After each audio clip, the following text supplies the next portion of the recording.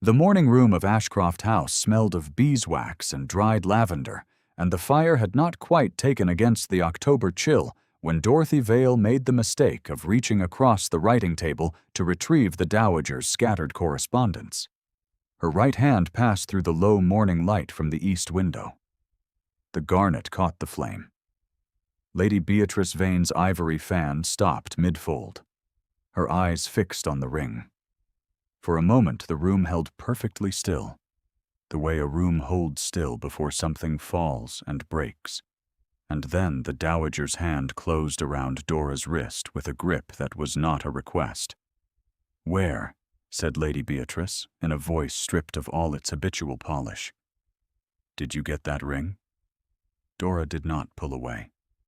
She understood instinctively that pulling away would look like guilt, and she had nothing to be guilty of, though she could not yet see the shape of what was happening. The small garnet sat in its dull gold band exactly as it always had. Her mother had pressed it into her palm 8 years ago, in a room with a single tallow candle and the smell of fever, and had said only, "Keep it close, and keep it hidden, and never sell it." "It was my mother's," Dora said. "It is the only thing she left me." Lady Beatrice's face had gone the color of old tallow. Her hand still held Dora's wrist. Her eyes did not move from the ring. Neither of them heard the Earl enter. Richard Vane paused in the doorway with a letter in one hand and a quizzical expression that died quickly when he saw his mother's face. He was 34 and had been the Earl of Ashcroft for 4 years, and he had learned to read his mother's face the way a sailor reads a sky. What he read now was something he had not seen since the day they received news of his father's death. Not grief, exactly. Something older than grief. A recognition that hurt. "Mother," he said. Lady Beatrice released Dora's wrist. She sat back in her chair.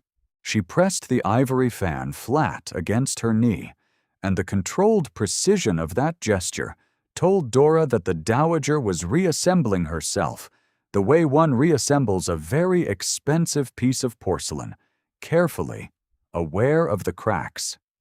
"Leave us," said Lady Beatrice, to no one in particular. Richard did not leave. He looked at Dora, who was looking at the ring on her own hand as though she had only just understood that it had a history she did not know. He looked at the ring. He looked at his mother. Something moved behind his gray eyes, something that was not yet a thought and not yet a certainty. And then it disappeared behind the closed expression he wore the way other men wore a coat. "I will return in 10 minutes, he said, which was not the same as leaving. He went.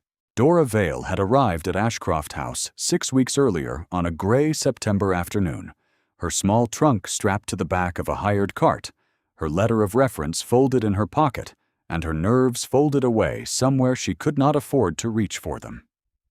She was 24 years old, and had spent 3 of those years as companion to a clergyman's elderly wife in Somerset, and 2 before that as a schoolroom assistant in Bristol. And she had learned by now that the first hour in a new place was the hour that decided everything. You were seen in that first hour, or you were not. If you were not seen, the position became a kind of long, slow erasure, and she had lived through one of those, and did not wish to live through another. Lady Harriet Vane had found her in the entrance hall before the housekeeper arrived to collect her. Harriet was 17, the Earl's younger sister, and she had been described in Dora's letter of reference as a spirited girl who requires a steadying influence. What the letter had failed to convey was that Harriet was also perceptive, kind, and so nakedly lonely that she attached herself to Dora within the first 10 minutes, the way a cold person attaches themselves to a fire. It was Harriet who told her about the ring on the 3rd day. Or rather, it was Harriet who told her what to expect from the household, and in that explanation came the first intimation that Ashcroft House carried its past, the way some houses carry damp, not always visible, but always present. There had been a nurse, Harriet said, a long time ago, when Richard was a boy. Nurse Edith. She had been with the family since before Harriet was born. She had died when Richard was 15 and Harriet was only 4. And Harriet did not remember her face, but remembered that the household had mourned her, as one mourns a member of the family, which was unusual. "Mamma never speaks of her," Harriet said, braiding a loose strand of thread between her fingers. "But there is a portrait of her in the old schoolroom.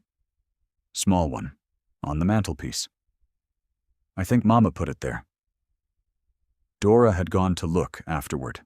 A small oval miniature in a plain frame, a woman of perhaps 30, with dark auburn hair and wide dark eyes, and a mouth that rested in a composed line. Dora had stood very still for a long time. She had not said anything to Harriet. The season had come to Ashcroft House in October, which was not the London season, but its northern equivalent. 2 weeks of visitors, dinners, shooting parties, and the assiduous social negotiation that the Dowager conducted with the precision of a general managing a campaign. The house filled with guests whose names Dora learned quickly, and whose social calculations she tracked from the edge of every room, which was where companions stood, and where she had learned to see everything, while appearing to see nothing. Mrs. Fossey arrived on the 3rd day of the party. She was the wife of a baronet, and the Dowager's oldest friend, and she wore her authority over Dora's presence with the casual comfort of a woman who had never had to consider what it felt like to be assessed and found economical. "The new companion?" she said to the Dowager in the morning room in a tone that was not quite a whisper. "She seems quiet enough, though no one knows where she comes from, does one?" Lady Beatrice had looked at Mrs. Fossey. She had not corrected her. The morning room contained 3 other guests, and none of them had appeared to hear, and Dora, standing at the bookcase with a volume she had been sent to retrieve, had not turned around. She had stood there a moment longer than was necessary. Then she crossed the room, set the book on the table, and said very pleasantly, "Shall I ring for more tea, my lady?" "Yes," said Lady Beatrice. "Do." Richard Vane had first looked at Dorothy Vale the way one looks at something briefly and without intention, a quick cataloguing of the new element in the household, a quick assessment and dismissal. She was a companion. She was quiet and plainly dressed, and she performed her duties without the nervous over-eagerness that characterized some women in her position. He had noted this, and then returned his attention to the letters that constituted his actual life. The garden changed this. Dora did not know she was being watched. She had taken Harriet out on the morning her dog was found dead in the stables, because the alternative was to leave Harriet alone in her room with her grief, which Dora was not willing to do. Harriet sat on the low stone bench near the kitchen garden wall, the October sun very thin and pale on her bent head, and wept in the contained, helpless way of someone who is trying not to be seen weeping. Dora sat beside her.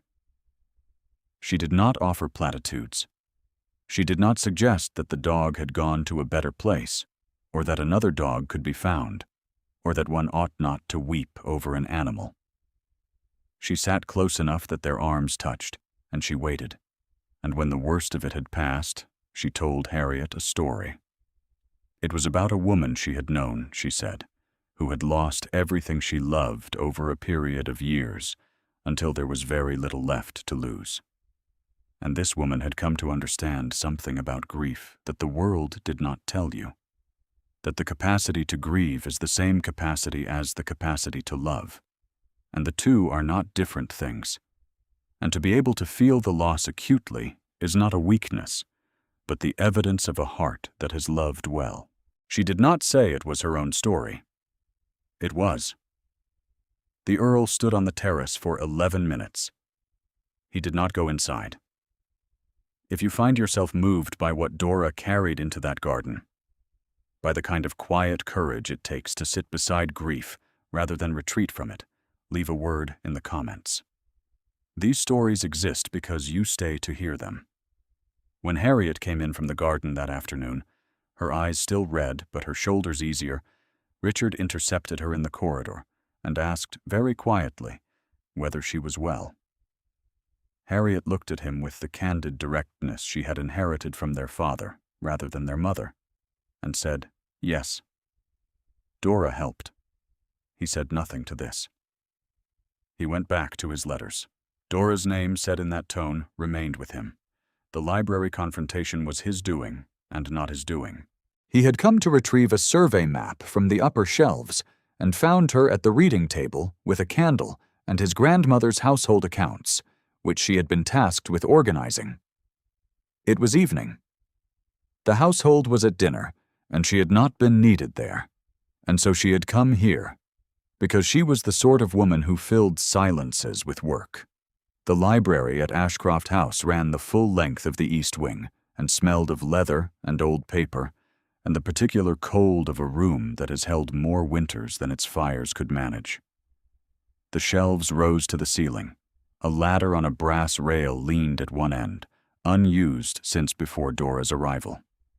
She had come here twice before on errands and had noted each time the quality of the silence, not empty, but stored, the way libraries store the silence of every person who has read in them. She did not hear him enter.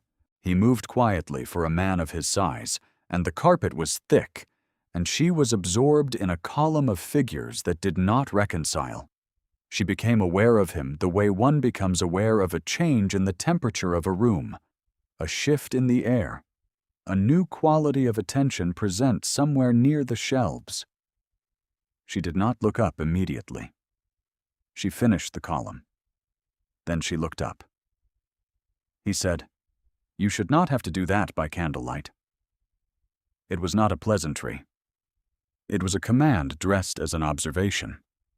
And he crossed the room without waiting for her response to light 2 more candles from the branch on the shelf. Dora set down her pen.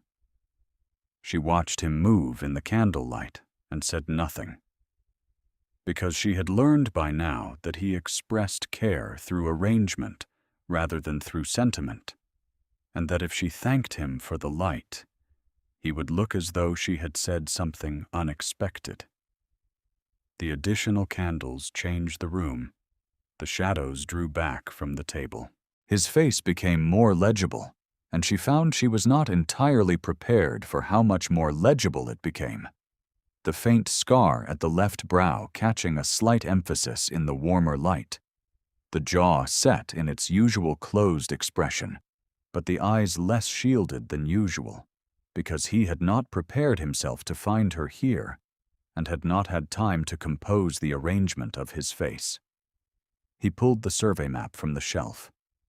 He did not immediately leave. "How long were you a clergyman's companion?" he said, without turning. 3 years, she said. "In Somerset?" "Yes." He turned. He looked at her in the way he had looked at her in the morning room, that direct, unhurried assessment that she had learned not to flinch from. She had dark auburn hair and dark brown eyes, and in the candlelight both were deeper than they were in daylight, and her hands were still on the household accounts. She was aware of her own hands. She was aware of the ring on her right hand, the garnet sitting in its dull gold band, catching the candlelight the way stones catch light when the light has a source rather than a direction. She did not know yet, in this room, what the ring had begun to mean in this house. She knew only that the morning room scene had changed something, and that change was present now in the quality of his looking. "You are wasted in that capacity," he said. She said carefully, "I am a companion, my lord. It is the capacity I have." "That is not what I said." She met his eyes. He held the survey map at his side, and the candlelight was warm on both of them, and the library around them was the accumulated silence of generations of people who had stood in it and said things that mattered and things that did not. "No," she said after a moment. "I suppose it was not." He left. She sat for a long time afterward, looking at the candles he had lit. She did not move to blow them out. She sat with the accounts open before her and did not read them, because there was something happening in this house that was larger than accounts, and she was only beginning to understand its shape.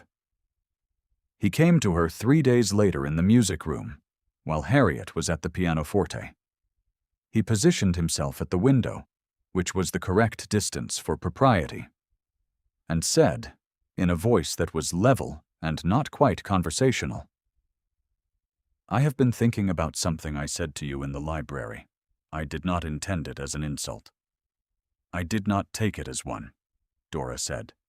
"Good." A pause. Then, unexpectedly, "I want to tell you something about this house." She waited.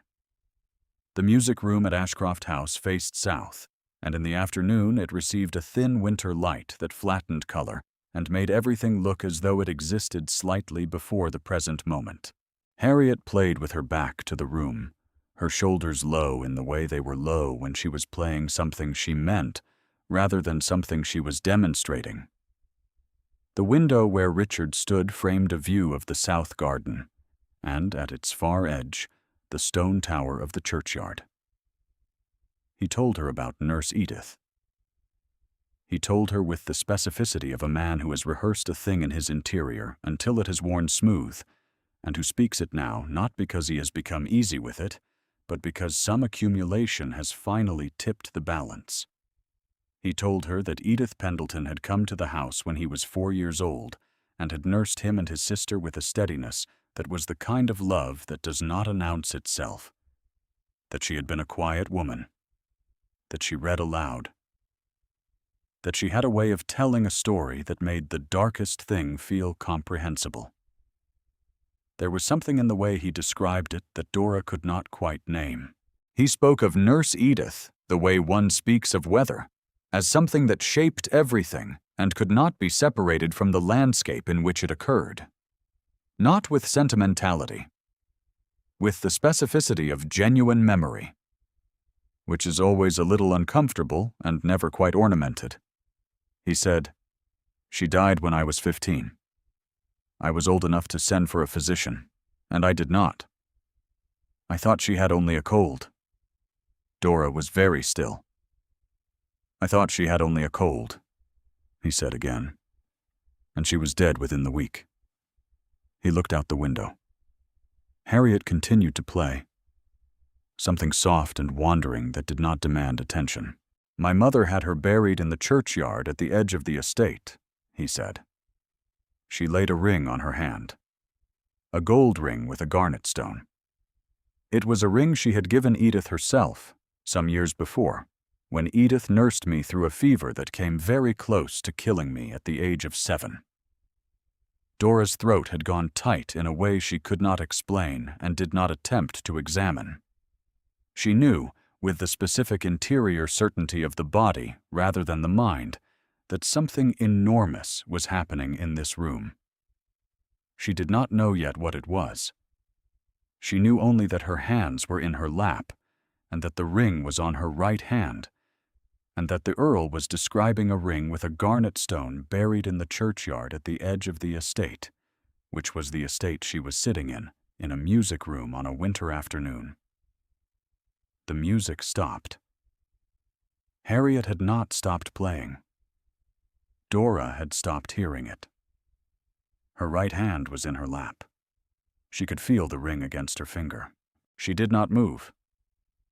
"I have thought of that ring a great many times," Richard said. "I cannot account for why." He turned from the window and looked at her hand, and stopped. The quality of his stillness changed. It was no longer the stillness of a man at a window. It was the stillness of a man who has looked at something and cannot look away from it, and does not quite know what he is looking at, but knows with absolute certainty that it is something. The silence that followed was not comfortable. It was the silence of two people arriving simultaneously at the edge of something they cannot yet cross. "Miss Vale," he said very quietly. "That ring." "It was my mother's," she said. "It is the only thing she left me." He said nothing for a long moment. Harriet began to play again, something slow and deliberate, as though she had heard the silence and decided to fill it with something that would not intrude. "What was your mother's name?" he said.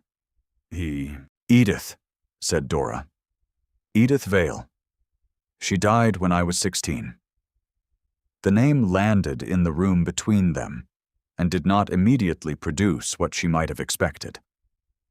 He did not start or exclaim.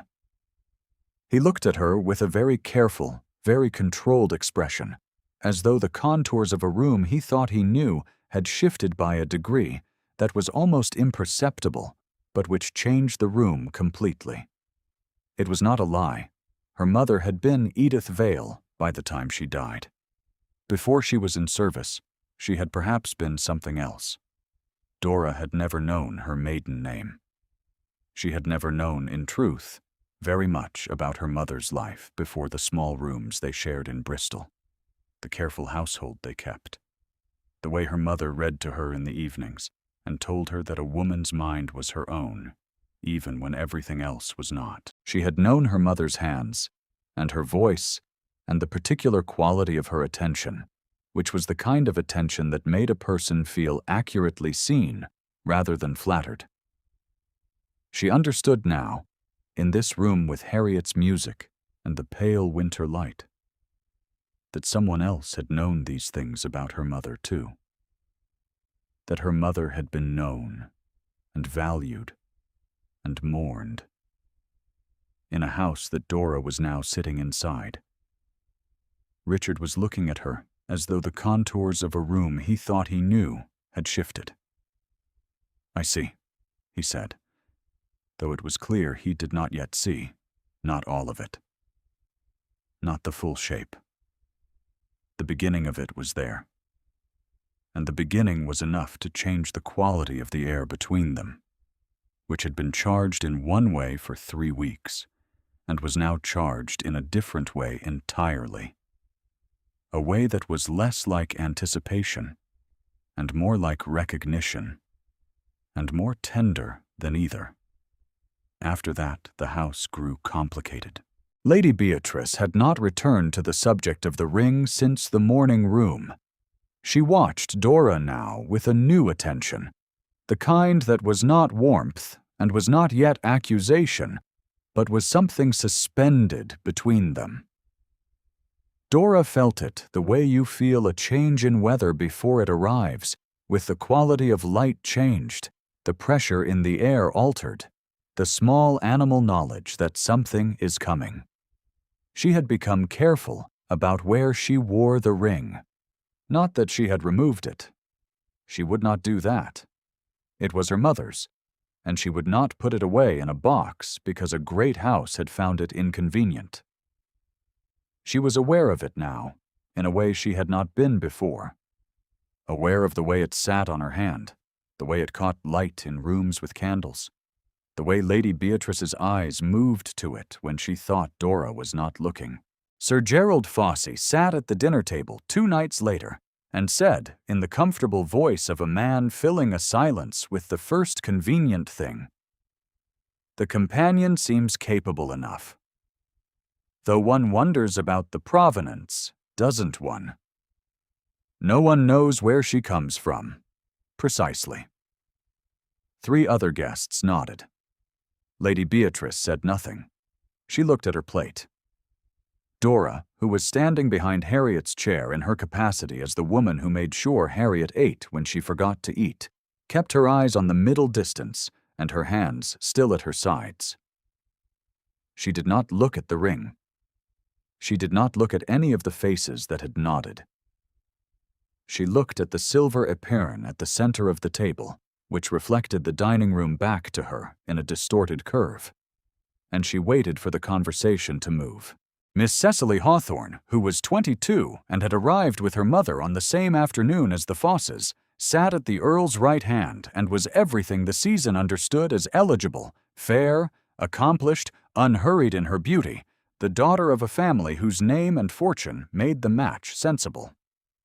She was also, Dora observed, the sort of woman whose kindness was genuine, but whose eyes moved to the door whenever her name was not being spoken. She was kind to Dora in the way one is kind to furniture one does not expect to last the season. It was not contempt. It was simply that Dora did not register, in Cecily's world, as a category that required sustained attention.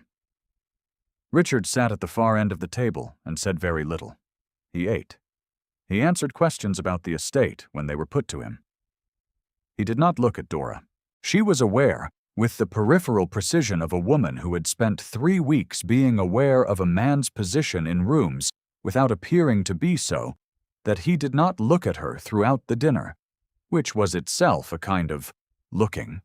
Lady Beatrice had spoken to her son about the match on a Tuesday, and Dora knew this because Lady Harriet had told her, and Lady Harriet had told her because she was 17 and could not sustain secrets that mattered to her for longer than a day. "Mama's going to announce it," Harriet said in a low, urgent voice in the linen room where she had cornered Dora on a Wednesday morning. At the gathering Friday evening. "She says it is decided."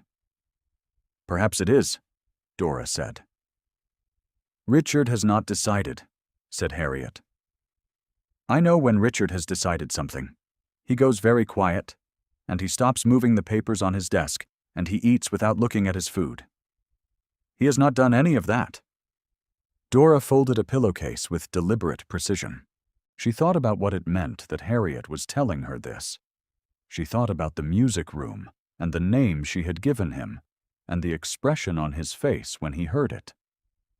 She thought about 3 weeks of candles lit in libraries and commands issued in the voice of a man who did not know how to offer warmth in any other form.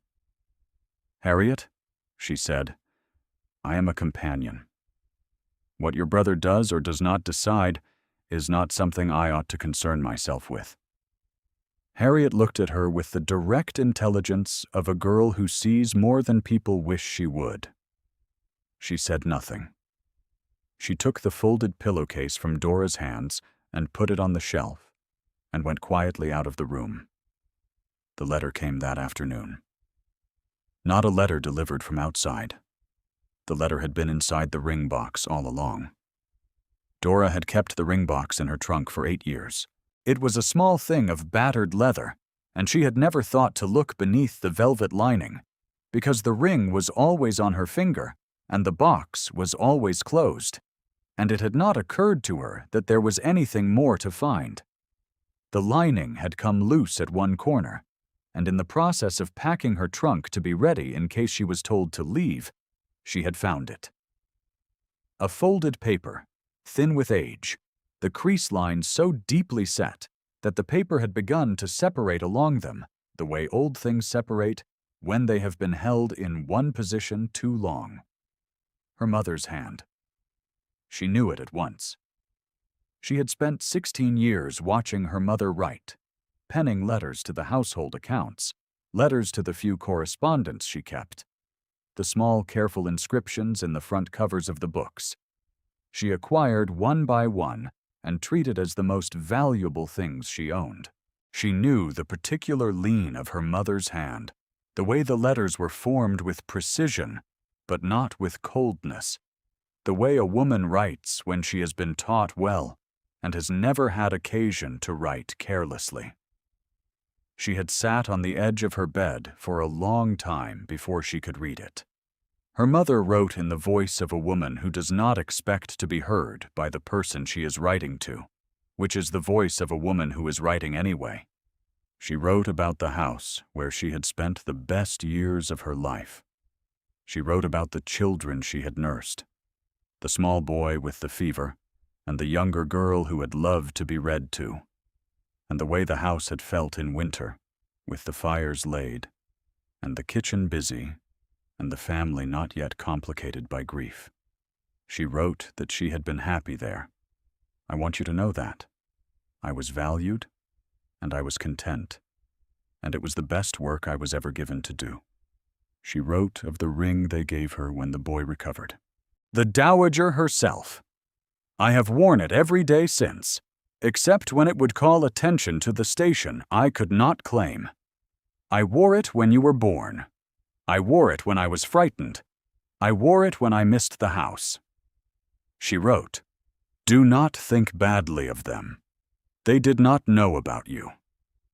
I chose not to tell them, because the telling would have made everything complicated, and I wanted you to be mine, only mine, for as long as I was alive to have you." She wrote that the ring was hers. You are worth more than they will tell you. You have my eyes and my hands and whatever it is I had that made the family love me, though I never had a proper name for it. Use it. It was signed, as her mother always signed things to her. The single letter E. Dora read it twice. Then she folded it exactly as it had been folded and pressed it between her palms as though she were pressing a flower. Then she put it in her pocket. She sat on the edge of the bed in the quiet room and did not weep, and did not, she had expected, she realized, to weep. What she felt was not grief exactly. It was something closer to recognition, the specific quality of understanding, at last, the shape of the life she had come from, the architecture of the love that had made her, the house she had never known she was connected to. The house had been good to her mother. Her mother had wanted her to know that. She understood something now that she had not understood before she came to Ashcroft House, and that she could not have understood from outside it, which was that her mother's silence about her own history was not shame, and was not fear, and was not the calculated self-protection of a woman who expected no better. It was the specific silence of a woman who had loved two things that could not coexist: the house and the daughter, the life she had made in service, and the life she had made in secret. She had chosen the daughter. She had not spoken of the house. And then she had died. And the ring had passed between them, and Dora had worn it for 8 years, without knowing what she was carrying. She was carrying love. It was what rings carried, when they were given for the right reasons.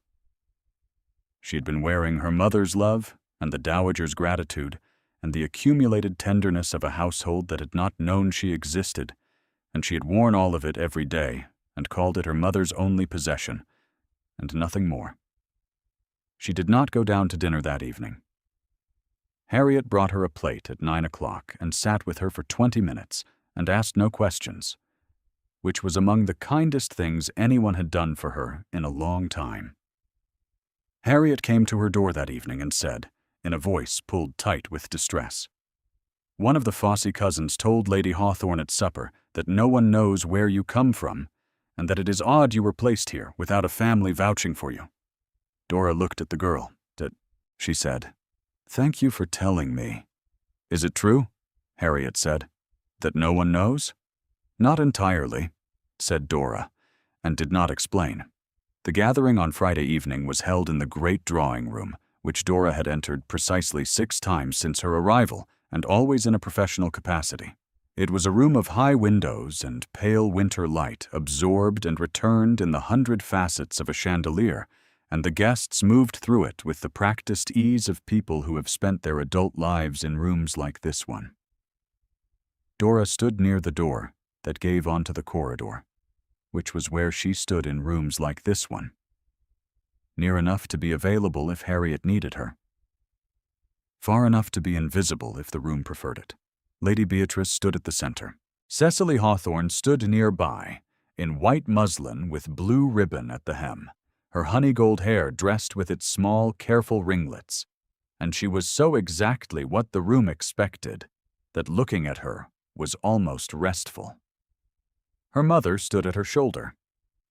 Sir Gerald Foss was in conversation with two other men near the fire. Mrs. Fossey was watching Dora from across the room with the mild, unthinking observation one gives to furniture. Richard was at the window. He had been at the window for a quarter of an hour. He was looking at the dark grounds below, and his reflection in the glass was the only face Dora could see clearly from where she stood. The faint scar at the left brow, the closed jaw, the gray eyes not looking at anything outdoors.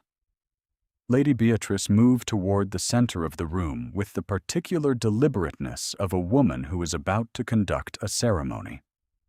Richard turned from the window. He said, in a voice that did not carry far and yet was heard by the whole room in the way that certain voices are always heard, "I should like to say something first." Lady Beatrice stopped. Cecily looked up.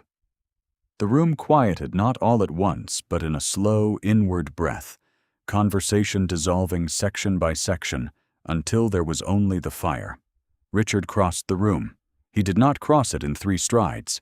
He crossed it with the deliberate, unhurried pace of a man who has made a decision and is not in a hurry because he is not afraid. He stopped at the edge of the group, which placed him equidistant between his mother and the door where Dora stood. He said, "I want to tell you all something about this house." Mrs. Foss's fan stilled. Sir Gerald turned from the fire. He told them about Nurse Edith. He told it the way he had told it to Dora in the music room, but with the specific additions of a man who has had 3 days to understand what the ring means, and who has made his decision not in the 3 days, but in the 8 seconds it took to see the ring on Dora's hand and feel the shape of what he already knew. He told them about the ring. He told them what his mother had done, placing it on Edith's hand at burial. He told them that the ring had appeared again, in this house, on the hand of the woman standing near the door, and that the woman near the door was Edith Pendleton's daughter. Lady Beatrice had not moved. Her face was still and very pale. "She came to us without knowing," Richard said, "and this house owes her mother more than I can repay, and it will begin by owing her something as well." The room was absolutely silent. He looked at Dora. She had not moved either. She was standing with her hands still at her sides and her dark brown eyes on his face, and the garnet ring catching the chandelier light the way it had caught the morning light in the east window 10 days ago, when everything had begun. He said, "She is my intended, and she stays." 7 words. The calibration of them was exact. Not a request, not a performance, not a monologue. A fact delivered into the silence that the room had made. The hierarchy heard itself corrected in the voice of the man who was the hierarchy's highest representative in this room, and there was no second voice to answer it. Cecily's face showed something that was not quite surprise and not quite disappointment. It was closer to relief, the recognition of a woman who had not been certain she wanted the thing she had been arranged to want. She met Dora's eyes across the room, briefly, and her expression was unexpectedly gracious. Mrs. Fossey looked at her fan. Sir Gerald looked at his glass. Lady Beatrice looked at the ring. The room exhaled. Dora crossed the distance between the door and where Richard stood. She walked with the posture of someone who has learned to carry herself carefully in other people's rooms, and she stopped in front of him. And she looked at his face, which was the most open it had been in any room she had seen him enter. She said very quietly, "You should have asked me first." Something moved in his eyes. The corner of his mouth shifted. It was not quite a smile. It was the evidence that a smile was possible, which was its own kind of revelation. "I should have," he said. "Will you?" The room was still listening. This was the room's right. They had been made witnesses, and witnesses were necessary. She understood this about the Regency world she had moved inside since her mother carried her into it, which was that recognition required witnesses, that the social machinery that had pressed against her was the same machinery that could, turned by the right hand, press in her favor. "Yes," she said. "I will." They did not touch. The distance between them was the distance of propriety, which was the distance the niche observed, but the space between them was alive in the way that a fire is alive even after the room has gone to bed. The room saw this. The room, which had spent a fortnight deciding that it did not know where she came from, adjusted its position with the speed that rooms adjust positions when the authority has spoken. Lady Beatrice stood for another moment at the center of the gathering, and then she excused herself, and no one stopped her. The morning after, Dora was at the library window when she heard the door. She turned. Lady Beatrice entered with the careful, deliberate step of a woman crossing a room she has crossed 10,000 times and finding it different today. The Dowager stopped at the edge of the carpet. She looked at the ring. She said, in a voice that had been stripped of its drawing-room polish and left with something older and less protected, "I should have known. When I looked at you the first day. There is something about the eyes." Dora said nothing. She waited. "Your mother was a good woman," said Lady Beatrice. "The best kind. The kind that does not announce itself. I could not replace her when she was gone. I tried twice and gave it up as futile." She looked at the ring for another moment. Then she looked at Dora's face. "She would have been pleased," she said. "Not by the Earl, particularly. By you. By the fact of you. She would have been very pleased." She left before Dora could answer, which was perhaps what she had intended. The fire burned quietly in the grate. Outside the window, the grounds of Ashcroft House lay under a pale gray October sky, and the kitchen garden wall was the same wall where Harriet had sat on the morning her dog died, and the stone bench caught the light in a way that made it look, for a moment, as though someone had just left it. Dora put her hand in her pocket. The letter was there, folded the way it had been folded for 8 years. "You are worth more than they will tell you." She had been. She was. The ring was on her finger, warm and familiar and no longer hers alone, returned to the house it came from, and the house had returned it to her. And that was a kind of justice that required no monument and no announcement, and only a morning, and a fire, and a window looking out at grounds she was beginning, at last, to call her own.